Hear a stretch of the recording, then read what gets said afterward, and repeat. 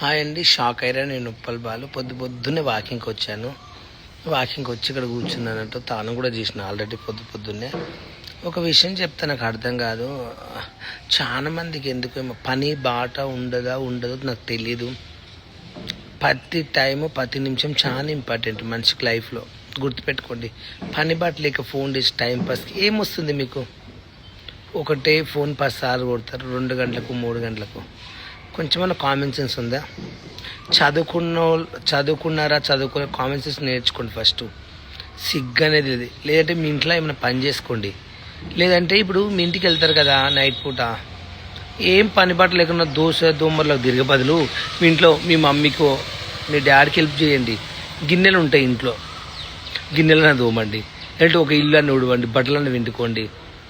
ఇంటికాడ ఏదో ఒక టేబుల్ ఏమంటే చైర్స్ తుడుచుకోండి. వాళ్ళు సోఫాలు ఉంటాయి, అది సోఫాలు కూడా తుడుచుకోండి.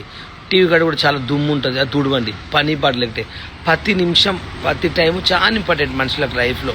గుర్తుపెట్టుకోండి. ఎప్పుడు పడితే ఫోన్ చేయడానికి సిగ్గు అనిపించట్లేదా? ఆయన ఫోన్ చేసినప్పుడు చేస్తారు అభిమానంతో. ఒక్కసారి చేస్తారు, 2 సార్లు కంటిన్యూ కొడుతూనే ఉంటారు ఫోన్లు.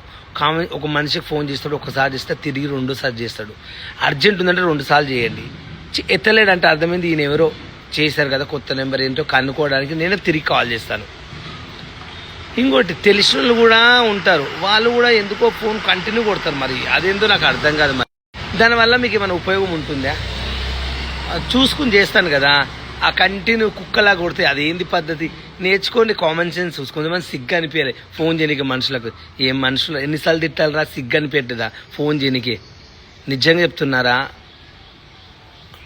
ఊకే ఒక మనిషికి ఫోన్ చేసి సతాయించే వాళ్ళు ఉంటుంది, వాళ్ళు సర్వనాశనం అయిపోతారు. నా ఉసురు తగిలి నిజంగా చెప్తున్నా.